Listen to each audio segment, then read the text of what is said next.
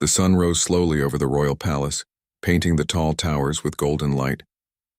Servants hurried across the marble halls, their feet moving in soft rhythm against polished floors. It was the morning of a great celebration, the annual banquet where lords, ladies, and nobles would gather to honor Princess Anne, the only daughter of the king. The banquet was not just a feast. It was a display of power, of jewels, of clothes, of voices trying to be heard above the grand music. Among those preparing for the day was Lady Camilla, a noblewoman known for her wealth and beauty. Camilla was not of royal blood, yet she had earned her place close to the throne by her clever speech and her charm in the court. She dressed herself in a gown of deep blue silk that shimmered like water in the light.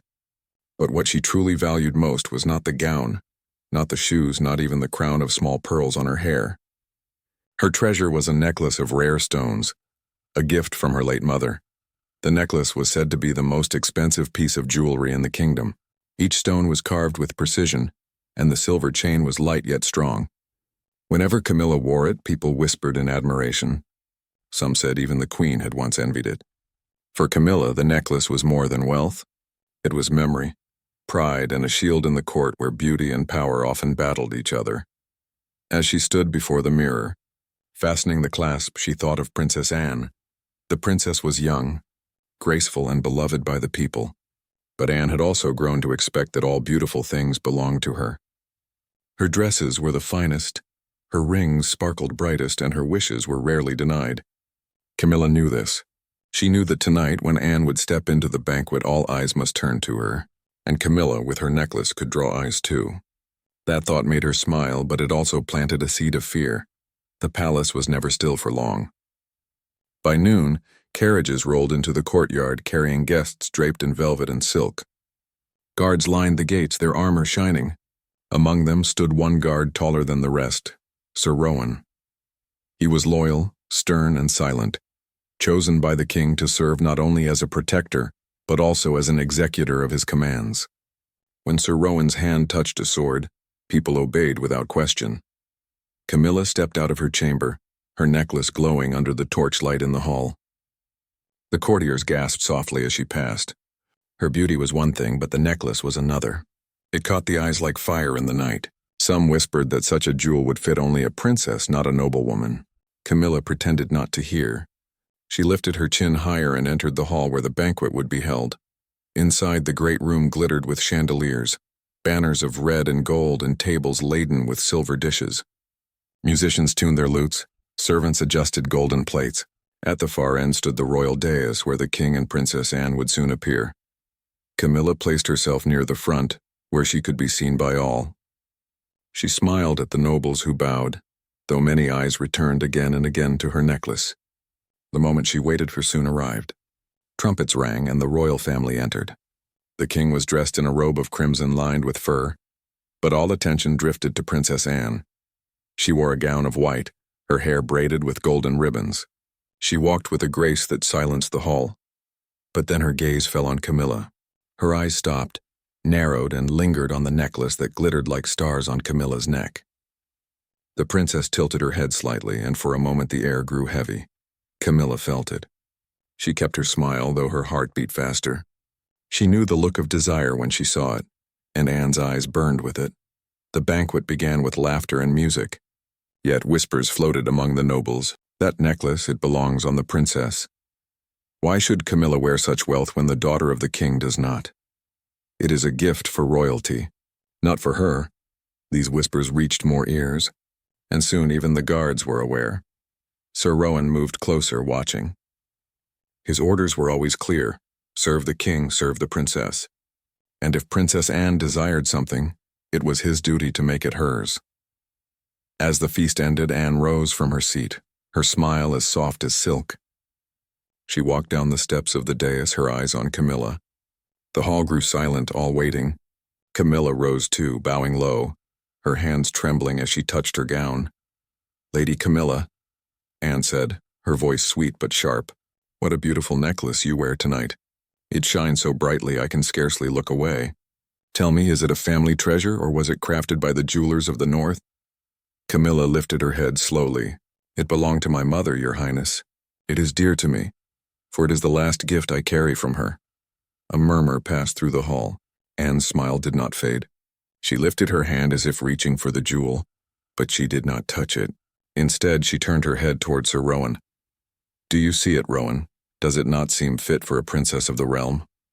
Rowan stepped forward, his armor clinking softly. "Yes, Your Highness, then take it," Anne said gently. "For I shall wear it at tomorrow's ceremony." The hall gasped. Camilla's face drained of color. She clutched the necklace at her throat. "Your Highness, please. This necklace is all I have left of my mother. It cannot be taken." But the command had already been spoken. Sir Rowan reached out, his gloved hand strong as iron. "Do not," Camilla cried, her voice breaking into a scream that echoed across the golden hall. "You cannot seize what is mine." The nobles leaned forward, shocked. Never had they seen a lady raise her voice against the royal guard, let alone against the will of the princess. Yet Camilla's scream was filled with more than fear. It was filled with defiance. Sir Rowan's hand did not stop. The necklace sparkled as his fingers gripped the chain. And in that moment a silence fell over the court, a silence heavy with the weight of power, pride, and a battle yet to come. The banquet hall stood frozen after Camilla's scream. Music had stopped. Cups of wine remained untouched, and even the torches seemed to burn more softly, as if the palace itself was listening. Sir Rowan's hand tightened on the chain, and in a single swift motion he pulled the necklace free from Camilla's neck. The silver clasp broke with a sharp snap that echoed across the hall.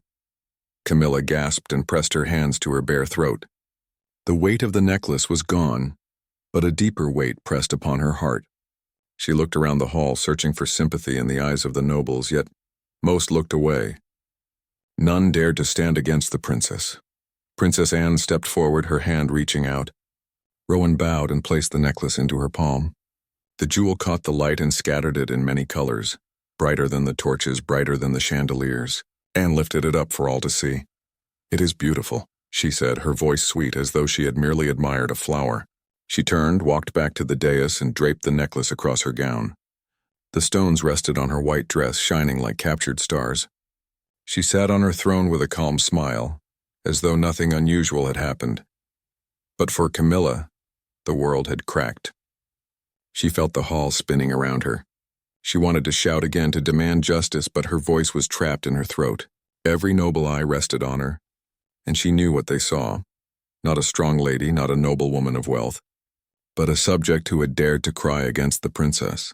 Camilla gathered her courage and straightened her back. She would not bow, not tonight. With her hands still trembling, she curtsied quickly, turned, and walked out of the hall. Each step was heavy, but she kept her head high. The whispers followed her, sharp as knives. When the doors closed behind her, silence filled the hall once more. The music returned slowly. The servants poured wine again, and laughter tried to rise, though it was weaker than before.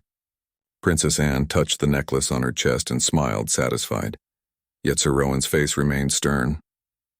He had seen Camilla's eyes before she left, and he knew the fire of defiance when he saw it. Outside, the corridors of the palace stretched long and quiet. Camilla walked quickly, her gown brushing against the marble floors. Her maid Lena hurried to catch up. "My lady, please slow down," Lena whispered. "Everyone is watching. Do not let them see your tears." "I will not give them the pleasure," Camilla answered, though her voice shook. She entered her chamber, closed the door, and leaned against it. At last the tears came, hot and silent. Lena tried to comfort her, but Camilla raised a hand. "Leave me," she said softly. "I must think." Lena obeyed, leaving her alone in the quiet chamber. Camilla walked to the mirror and stared at her reflection. The necklace was gone, but the mark of its weight still lingered on her skin. Her gown still shimmered. Her hair was still in perfect order, yet she felt stripped of power. That necklace had been more than jewels. It had been her shield, her strength, her memory of her mother. Now it hung around Anne's neck as if it had always belonged there. Camilla clenched her fists. "No," she whispered. "It is mine." The hours of the night passed slowly. Servants knocked, offering food, but she refused. The banquet ended with songs and music far down the halls, yet Camilla did not return. She sat by the window staring at the stars, her mind restless. Morning came, and with it news spread across the kingdom. Messengers carried tales of the banquet, of how Lady Camilla had screamed at the royal guard, of how Princess Anne had claimed the necklace. In markets and inns, people whispered the story. Some pitied Camilla, Others admired her boldness, but many laughed, saying she had been foolish to challenge the will of a princess. In the palace, the necklace remained on Anne's neck. She wore it proudly, as though it had always been hers. The king himself admired it during breakfast, nodding in approval. "It suits you, my daughter," he said. "It was rightfully given." Anne smiled, though she did not mention that it had not been given but taken. To her there was no difference. What she desired was always hers in the end. Camilla, however, had not slept. She rose with the dawn, her eyes weary but her spirit unbroken. She summoned Lena. "Fetch me parchment and ink," she said. "I will write a letter to the king." "My lady," Lena whispered nervously, "is that wise? The king will not take kindly to complaints against the princess." "Wise or not, it must be done," Camilla replied firmly. "The necklace is mine, and I will not let it be stolen in silence." She wrote with swift strokes, her words strong though her hand shook. She wrote of her mother, of the gift, of the cruelty of having it seized before the eyes of the court. She begged for justice, not as a rival to the princess, but as a loyal subject wronged. When she finished, she sealed the letter with her crest and gave it to Lena. "Deliver this to the king's steward," she said. "Do not delay." Lena obeyed, though fear weighed on her steps. By noon, the letter reached the steward and was placed before the king. He read it slowly, his brow furrowed. The court waited for his answer. The princess sat at his side, her hand resting on the necklace as though guarding it. When the king finished reading, he set the letter down and looked at Camilla, who stood bravely before him. "You are bold, Lady Camilla," he said. "Bold to raise your voice in my hall, bold to write to me of what is mine to decide. But hear me now. The necklace suits the princess, and what suits her suits the kingdom. You will accept this as my command." Camilla bowed her head, but her jaw tightened. "Yes, your majesty," she said. The nobles nodded, satisfied. To them, the matter was closed. But inside Camilla's heart, the fire grew stronger.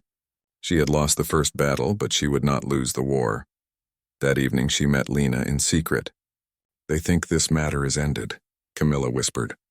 "But I will not rest. The necklace is mine, and I will reclaim it, even if I must face the princess herself."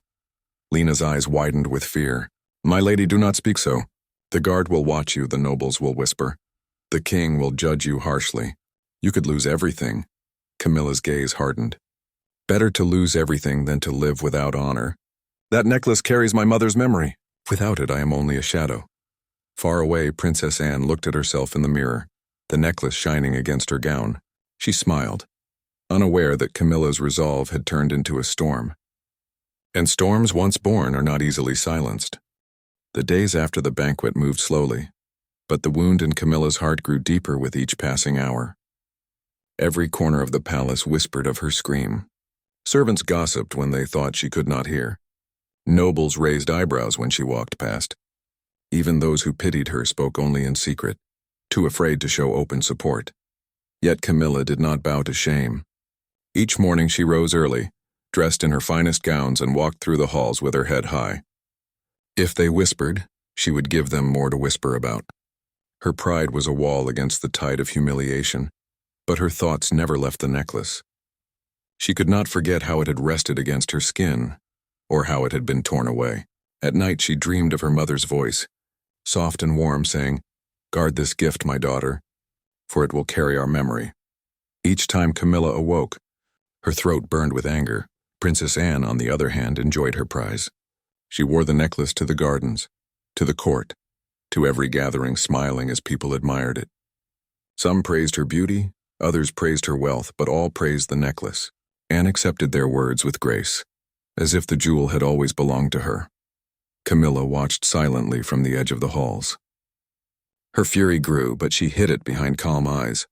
To strike too soon would mean ruin. She had already seen the king dismiss her plea. She needed another path, one that the crown itself could not ignore. One evening, as the torches flickered in the great hall, Camilla sat with her maid Lena. The room was quiet, the palace alive only with distant laughter from Anne's chambers. "My lady," Lena whispered, "forgive me, but perhaps it is wiser to let this go. The necklace is lost.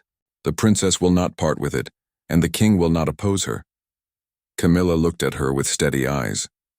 "You think I should forget my mother's gift? You think I should live as if it never existed?" "I only fear for you," Lena said softly. "The guard watches you. Sir Rowan has not left your steps unnoticed. If you defy the princess again, you may lose more than a necklace. You may lose your place, your land, even your life." Camilla rose and walked to the window, staring at the dark gardens below.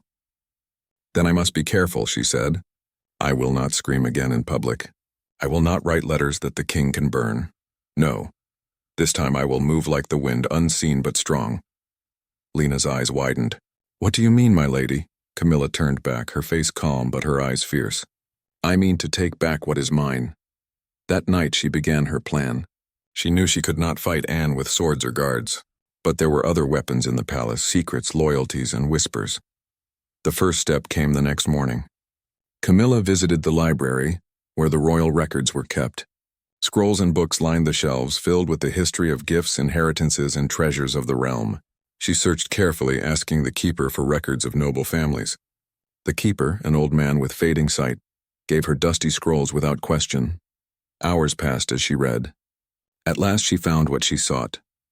A record of her mother's jewels listed under her family crest. There it was, written in ink. Proof that the necklace had belonged to her mother, and now rightfully to her. Camilla copied the words carefully onto fresh parchment. She had no power against the king's command, but she had truth, and truth could be a weapon sharper than steel. With proof in her hands, she moved to the next step. She spoke with nobles in quiet corners, choosing only those who had once been close to her mother. She reminded them of the necklace, of the bond it carried. Some listened, some turned away, but a few nodded in sympathy. "Be careful, Lady Camilla," one whispered. "The court does not forgive those who challenge the princess. But you are right. That necklace is yours by law, even if not by favor." The whispers spread slowly, like fire under ash.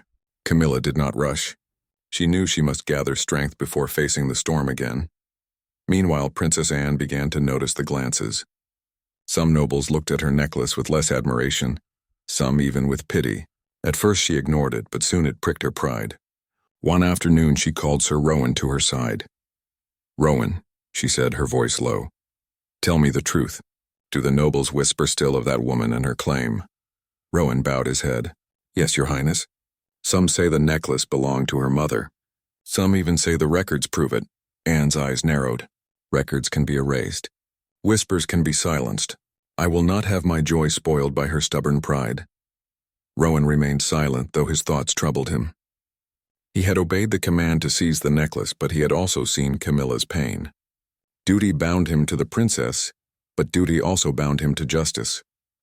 For the first time, doubt entered his heart. That night, as he patrolled the corridors, he found himself near Camilla's chamber. He paused, hearing faint voices within. Through the door came Camilla's voice, steady and strong. "We must be ready, Lena. Tomorrow I will show the proof. Not before the king, for he will not listen. I will show it to the court, to the nobles who care for truth. If they see the record, if they hear my claim, they will judge for themselves. The princess may command the throne, but she cannot command every heart." Rowan's jaw tightened.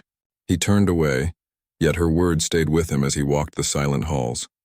The next day dawned bright. Camilla dressed in white silk, her crest pinned to her shoulder. She carried the parchment close to her heart. The court was gathered for a council meeting, and she entered with slow, steady steps. The nobles turned, their whispers rising. Princess Anne sat beside the king, the necklace gleaming proudly on her chest. Camilla bowed before the throne, then turned not to the king but to the court itself. She raised her voice so all could hear. "My lords and ladies, forgive me for speaking out of turn, but I cannot remain silent. This necklace which rests upon the princess is mine by right. It belonged to my mother, as the records of the realm declare. Here is the proof, signed and sealed." Gasps filled the hall. She lifted the parchment high, the words clear for all to see. Nobles leaned forward, whispering. Some nodded, others frowned, but none could deny the ink. The king's face darkened. "Camilla, you dare again!" But before he could finish, Anne rose. Her eyes blazed with anger. "How dare you challenge me before the court? You shame yourself, not me." Camilla stood tall, her hands steady. "I seek not to shame, but to claim what is mine. The necklace is not a trinket of wealth. It is the last memory of my mother. It is my honor, my blood, my right." The hall fell silent. All eyes turned to the necklace, shining bright upon the princess. And for the first time, Anne's pride seemed to tremble under the weight of truth. The parchment in Camilla's hand trembled slightly, though her voice was steady.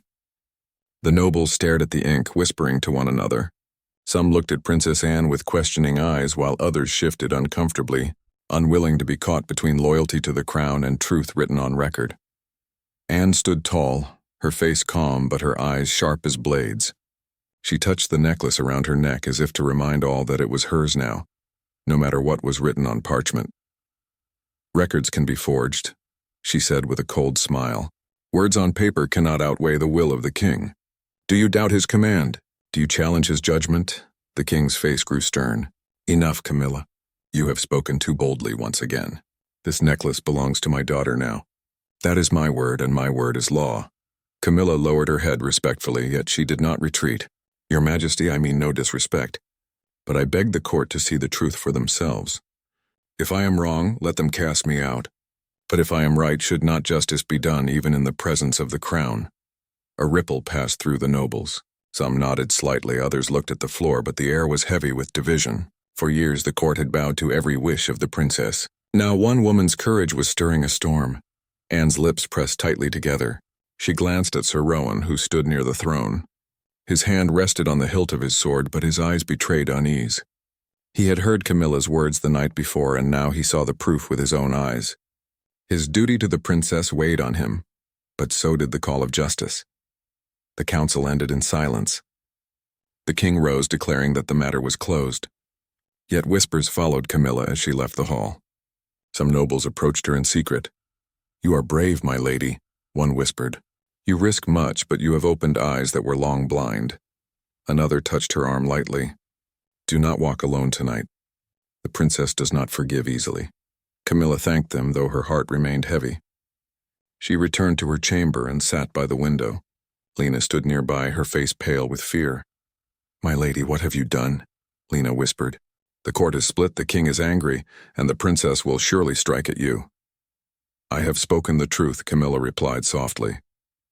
"If truth cannot stand in the court, then this kingdom has lost more than a necklace. It has lost its honor." That night the palace was restless. Servants carried messages through the halls. Guards stood tense at their posts, and nobles whispered behind closed doors. Camilla's defiance had planted seeds of doubt, and no command from the throne could silence them fully.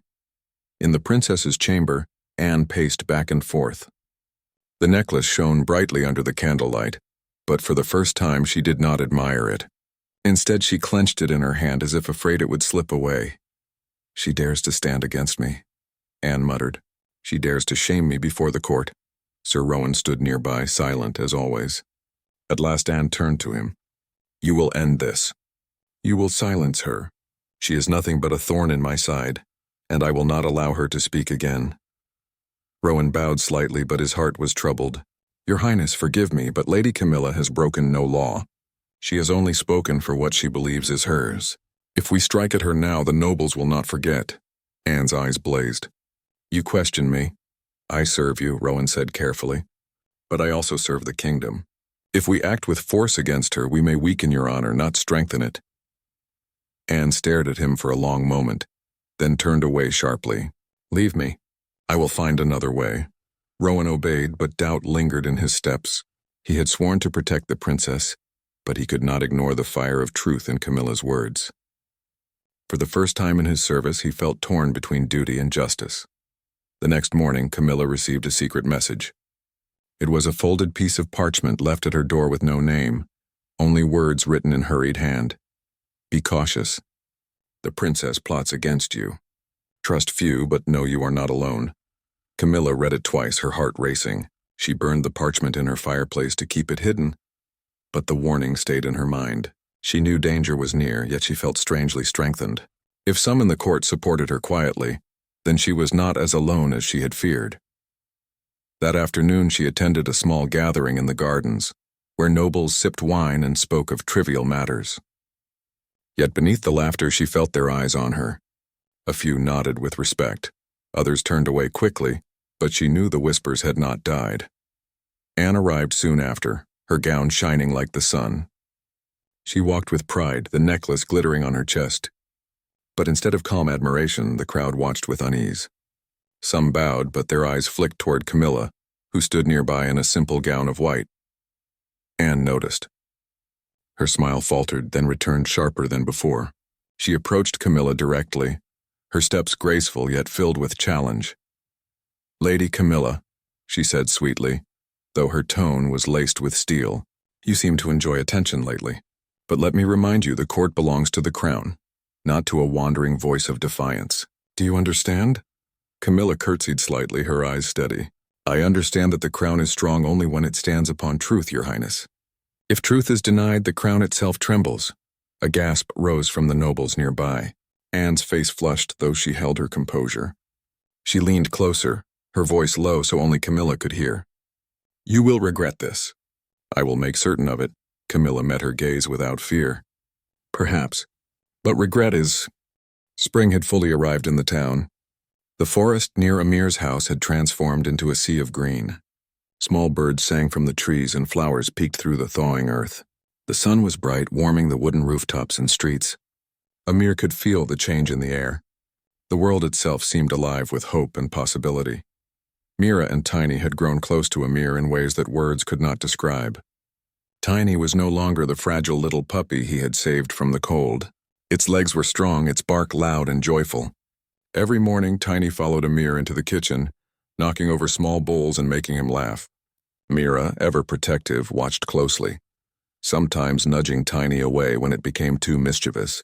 She trusted Amir completely, lying near him whenever he read or worked in the house. Amir had grown more confident in caring for them. He no longer worried about food or warmth as much because the town had embraced them. Sometimes neighbors brought extra bread or scraps of meat. Children would come by, their laughter ringing through the yard, but Mira remained calm, never aggressive, only alert. Amir felt proud. Mira and Tiny were not just surviving, they were thriving. One morning, Amir decided to take Mira and Tiny for a walk into the forest. He wanted them to experience the world outside his house and to build their strength. Mira walked close to him, ears alert to every sound. Tiny ran ahead, sniffing the ground, leaping over small streams and barking at squirrels. The forest was alive with the sounds of spring, and Amir felt a sense of peace he had never known before. As they walked, Amir noticed signs of the puppies who had gone to other homes.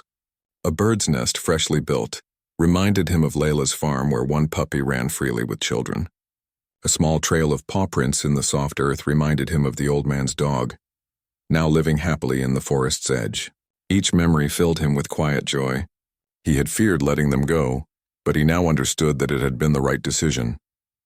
Mira stopped suddenly near a patch of wildflowers. She sniffed the ground and looked at Amir.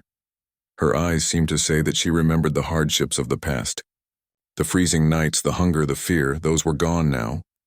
Here was warmth, safety, and love. Amir reached down and stroked her head. "You have come so far, Mira. You are brave, and you have taught me what it means to care." Tiny barked in agreement, running around Amir's feet. Amir laughed and lifted the small dog into his arms. It squirmed happily, licking his face, its energy unstoppable. When they returned home, Amir set up a small garden near the house. He planted flowers, herbs, and even a small vegetable patch. Mira watched curiously, sniffing the soil and occasionally pawing at the seeds. Tiny dug small holes nearby, much to Amir's amusement. Slowly, their home became not only a shelter, but a place full of life and beauty. Days turned into weeks. Amir began taking Mira and Tiny to visit the families who had taken the other puppies. Each visit was a reunion. Mira watched silently, standing proudly as the other puppies ran and played. Tiny barked excitedly at the sight of its siblings, and Amir laughed. These visits were filled with happiness and reassurance.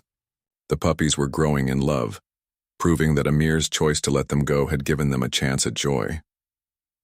One afternoon, Amir met Layla and her children at the farm. The puppy that had gone there was running freely in the field. Layla waved as Amir approached. "They are happy," she said. "You made the right choice." Amir smiled, watching the puppy leap and chase a ball. Mira sniffed the air, alert but calm, while Tiny barked at the distant puppy as if recognizing a friend. The sun set over the farm, casting long shadows on the fields. Amir thought about how far they had all come. Once Mira and her puppies had shivered in the snow, searching for warmth and safety. Now they were strong, healthy, and loved, and he had been part of every step of their journey. Returning home, Amir noticed how much Mira had changed. She was calmer, more confident, and deeply attached to him. Tiny was still playful, but even the little dog seemed to understand that Amir's care was constant and unwavering. The bond between human and dogs was stronger than ever. That evening, Amir sat by the fire, Mira lying beside him and Tiny curled on his lap. He reflected on the past months. The fear, the cold, the struggle, all of it had led to this moment of peace. He whispered to Mira, "You have given me more than I ever imagined. You saved my life in ways I never knew I needed." Mira pressed her nose to his hand. Tiny barked softly, agreeing in its own way. As the night deepened, the small house was filled with the soft sounds of breathing and gentle movement. Amir knew the journey was not over, but he no longer feared the future. He had learned lessons about love, trust, and sacrifice. He had opened his heart to beings who depended on him, and in return they had given him warmth, companionship, and joy. The next morning, Amir received a letter at his door. It was from one of the families who had taken a puppy. They wrote to thank him for trusting them with the little life. They described how happy the puppy was, how playful and loving it had become. Amir read the letter aloud to Mira and Tiny. Mira listened intently, ears perked, and Tiny barked in excitement. Amir smiled. These letters were proof that the choice he had made was right. He realized that by opening his door that freezing night, he had not only saved lives but had also changed the lives of others. The weeks turned into months. Mira and Tiny grew even stronger. Amir trained them to follow commands, to walk on a leash properly, and to stay safe near the road. The bond between them was unshakable. Mira would sit quietly when Amir read, watch over Tiny during playtime, and sometimes gently guide him when he misbehaved. Amir realized that love was more than affection. It was trust, patience, and care. One spring morning, Amir took Mira and Tiny to the edge of the forest again. Birds sang in the trees, flowers bloomed, and the air was fresh. Mira ran ahead, sniffing the earth, while Tiny chased butterflies. Amir laughed, feeling the joy of life surrounding him. He thought about the future, knowing that whatever came next, he was ready. He had learned that even in the coldest, darkest moments, hope could survive. Amir knelt beside Mira, stroking her head. "You changed my world," he said softly. Mira pressed her nose to his hand. Tiny barked and ran around them, full of life. Amir smiled. He understood now that his decision to help a freezing mother dog and her puppies had created more than safety. It had created love, trust, and family. And in that moment, Amir knew that no matter what challenges lay ahead, they would face them together. Mira, Tiny, and he were more than companions. They were family. The sun shone brightly as they walked back to the house. The garden bloomed, the forest stood tall, and the town was alive with spring. Inside the warm wooden home, the fire glowed. Mira lay beside Amir, and Tiny rested against his feet. Life was simple, beautiful, and full of love. Amir had opened his door that freezing night, and the choice had changed everything. Not only for Mira and her puppies, but for him as well.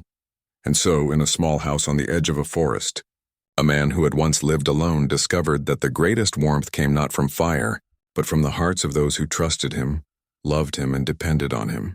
Mira and her puppies had found a home, and Amir had found a purpose. Together they were family,